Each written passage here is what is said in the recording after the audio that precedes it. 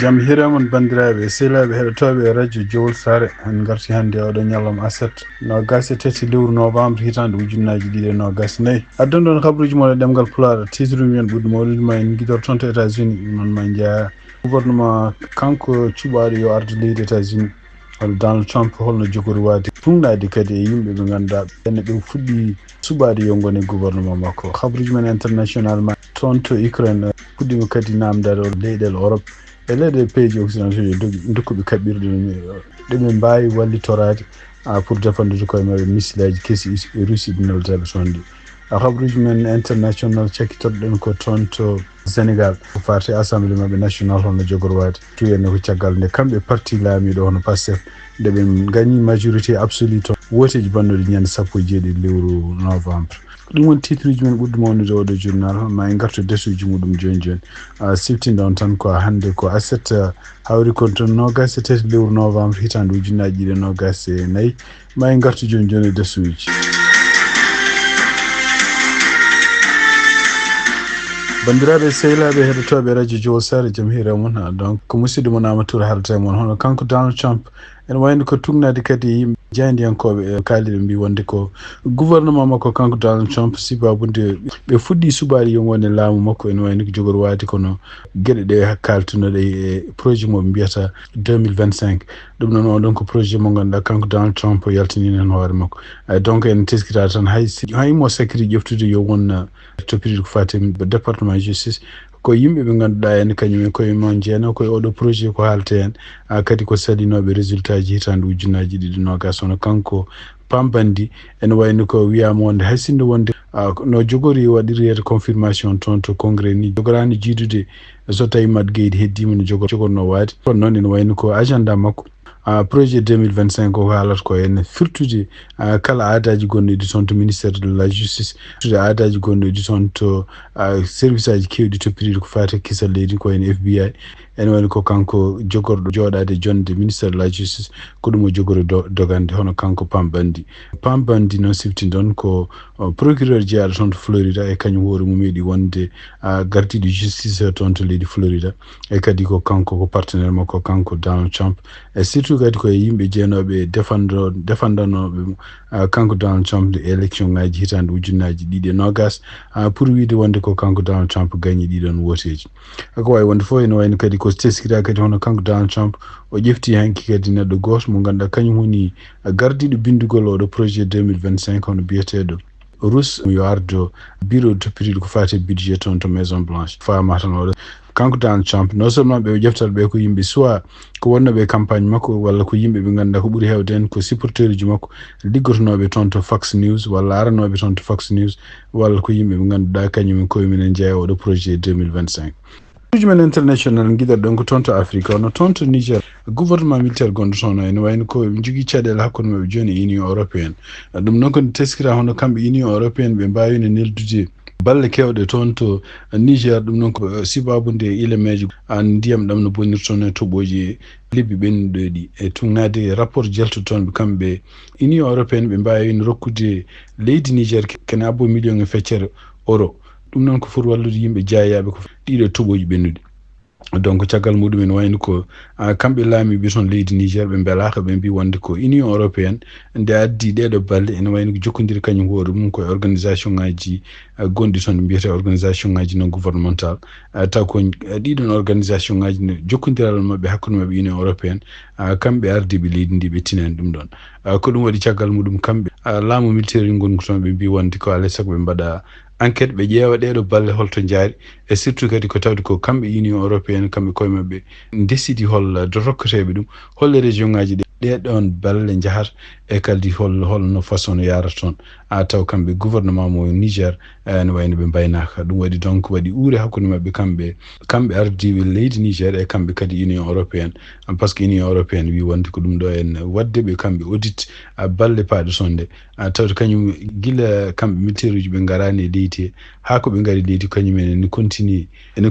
wiide wonde ko mamballu Niger naɓe ɗum noon ɓe potani ruttinade e ɗeɗon gueɗe ɗum waɗi donc haalluji keewi hakkude mabɓe oɗo saha joni hono kamɓe Niger laamu Niger enene continue rutto e ɗeɗon balle no natirta toon e kadi holno keɓira e hol heɓi ɗum e gueɗe ban donc enquête mawɗo gonɗo toon oɗo saa joni ko ɗum waɗi kamɓe union européenne sibabude teskitaɗeɓe kadi laamu niger weltaki e ɗiɗo action ngaji ɗe ɓe mbaɗi e kañum koyemen no holli hittere no feewi wonande kamɓe union européenne ɓe mbawi noddidde ambassadeur mabɓe toon to bruxelles pour ko mbiyata consultation ɗum noon ko fawti ko hawnaki ko ƴewtade holko woni hol peeje jogaɗe joni hakkude kamɓe niger e union européenne dogande caɗele e surtout kadi réglude ɗiɗo probléme uji toon to sénégal ene wayno ko caggal nde wotiji banɗoɗe ñande sappo e jeeɗiɗi lewru novembre ene wayno ɗiɗon wotiji dokkino hono ko parti gonɗo e laamu hono parti mo ousmane sonko ardi parti biyeteɗo pastef heɓde majorité tugnadi kadi résultat ji e jaltuɗi oɗon hono kamɓe pastef ɓe keeɓi kene won 150 jonde 160 woni total jonɗe gonɗe toon to assemblée mabɓe national donc kamɓe pastef ɓe keeɓi hen 150 donc e tugnade résultat ji ɗino jaari ni hono caggal pastef rewi hen ko coalition mo Macky Sall ardi biyeteɗo takku wallu sénégal ene wayno ɓen keeɓi jonɗe 16 rewi hen ko coalition jaam ak jariñ mo amadou ba ardi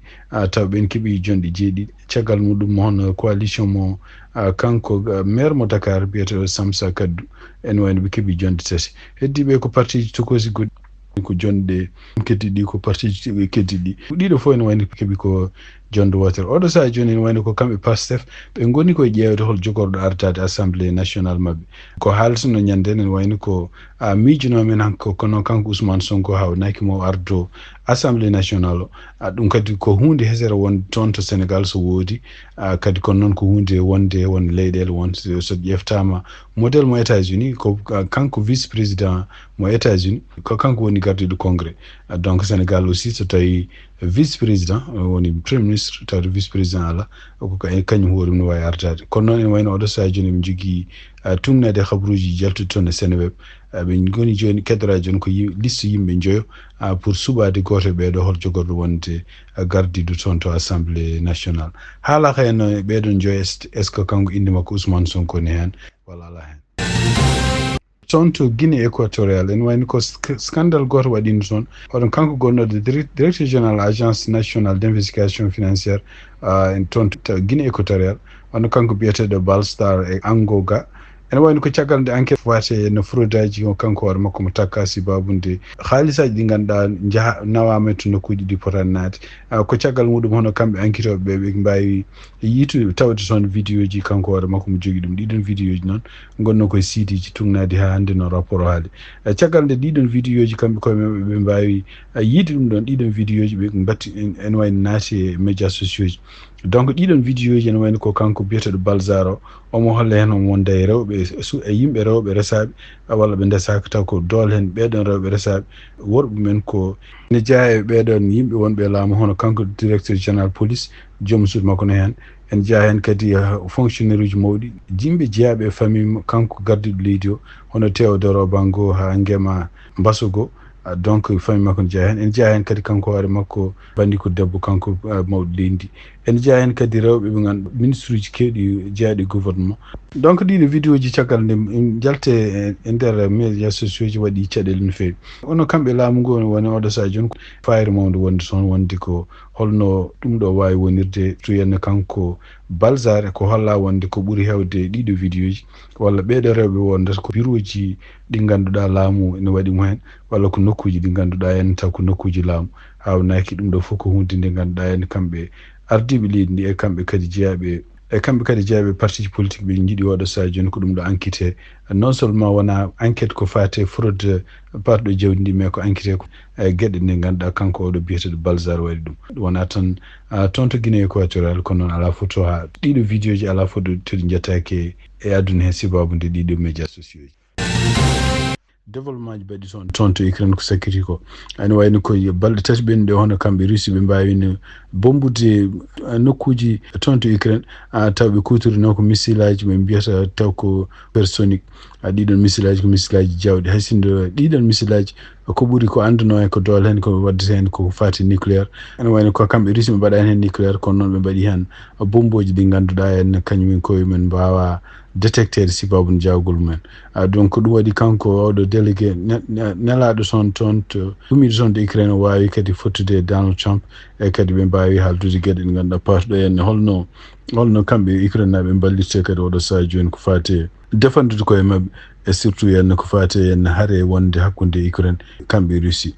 ko wawi wonde fof e nder kadi parlement européen ji denduɗi jamma hecci henke taw dendugol keñiragol mo mbiyata urgence kamɓe koye mbawi heeɗade kadi hono kanko gardiɗo leydi Ukraine e hesɗitini kadi namdade wonde ko yoɓe dokku kala ko wiyete hen ko détectata missile aji surtout ɗiɗo missile aji biyeteɗi supersonique tawde européen ji walla otani jogui ko ene jogui ko wawi samminde ɗum e ko wawi yitude ɗum e wiide makko kanko Vladimir Zelensky ko ƴewde kadi peeje no wawi dandirde leydi makko donc siftinde on tan hono kamɓe rusinaɓe wellade e ɗiɗo missilaji ade ko caggal nde kamɓe rusinaɓe kadi e kolli mettere mabɓe wonde ko américain ji jamiri wonde ko kamɓe Ukraine naɓe kutoro missilaji bawɗi werlade bomboji to woɗɗi e nder leydi Russie ko ɗum waɗi ɗum ɗon ɓe e wiide mabɓe kamɓe rusinaɓe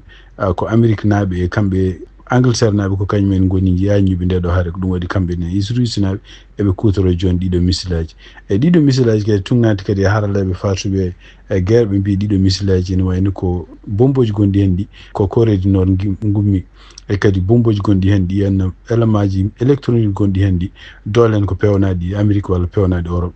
ko wawi wonde fof ene wayno ko kam ko Zelensky kadi omon holli o holli kadi mettere makko wonande won compagnie ji Amérique gonɗi ga ni pewnuji ɗeɗo oɗo matériel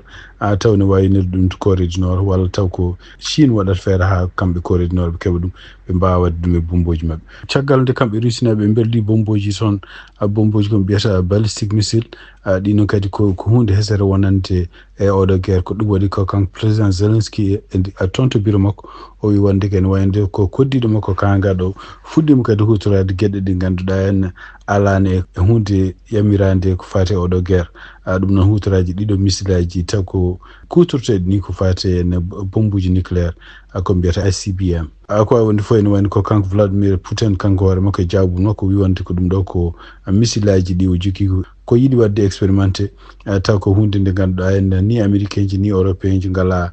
peeje no mbawi dartinde ɗiɗo missilaji sibabude jawgol muɗum hawnaki ɗiɗon missilaji kadi e tournade américain ji no kaliri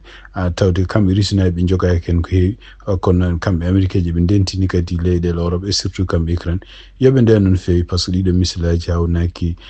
ene mbawi bonnude gueɗe kewɗe ko wawi wonde fof ene wayno kadi kamɓe ambassade mabɓe Amérique ɗeɗo balɗe foof ambassade mabɓe gonɗo toon to Kiev udditani sibabude kanko Putin o wi wonde ko tawde américain ji anglais ji jamiri Ukraine yo huta missilaji mumen attaque de Russie e nder leydi muɗum kamɓe rusinaɓe kamɓe ne maɓe mbaw bombardude kala ɗo intérêt américain ji walla kala ɗo intérêt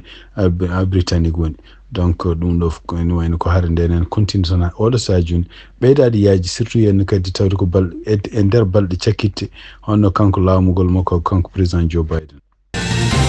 habaruji men international cakkitorɗen ko toon to Palestine ɗum noon ko guerre gonɗo toon hakkude Israël e Hamas e Hezbollah ko teskira e oɗo ñalawma hannde noon kamɓe ko ɓuuri heewde Israël naaɓe ne wayno ɓe gondi koye kanko Benjamin Netanyahu ɗum noon hokkudemo support surtout caggal nde cour pénal international ɗum noon ko ñawore international wonde toon to laahe ɗum noon Pays-Bas nde kañum hoore mum ɗaɓɓi wonde ko kanko hoore makko kanko Benjamin Netanyahu e kanko gonnoɗo kadi ministre makko défense biyeteɗo Yoav Gallant e kanko kadi gardinoɗo opération ngaji Hamas jangol Hamas toon to Israël ñande 7 lewru octobre mo Israël wi wonde maayi guila e mois de juillet ɓeɗo fof wonde yo nangue ɗum noon wayno kamɓe Israël ɓe continue hokkude soutien mabɓe ko kanko Benjamin Netanyahu kono noon banggue goɗɗo kadi ne wayno ko kamɓe Knesset ɗum noon ko toon to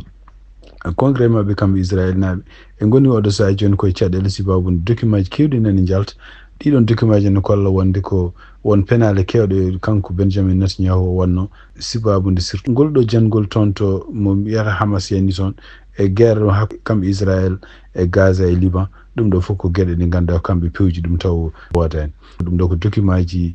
kadi gujjaɗi jaltuɗi e jaltina e médias sociaux ji ɗum waɗi kanko hoore makko ene wayno oɗo saha joni won ministre uji kewɗi surtout ministre makko coppiti noon ko fata défense mo seki o ene jeeya ene caɗele lurodiral gongal hakkude mabɓe ko wawi wonde fof ene wayno kamɓe Israël naɓe kadi ɓe mbawi bombude hande toon to worgo Beyrouth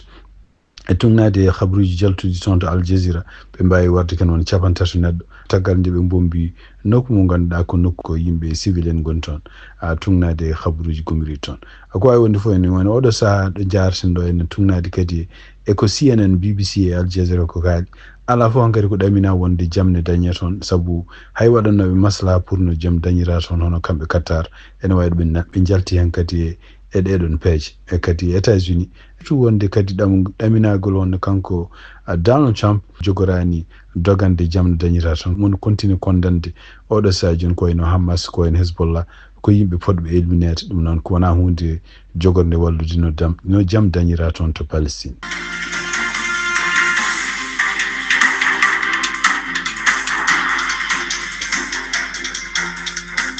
bandiraɓe sehilaɓe heɗotoɓe radio Jowol Sar ko ɗi habaruji min jogon noon hannde oɗo ñallawma aset 27 lewru novembre hitanɗe ujunnaji ɗiɗi 29 ma en gartu janggo so Allah jaaɓi ko musidɗo mon Amadou Touré haldanoma yen mbaali jaam on jarama.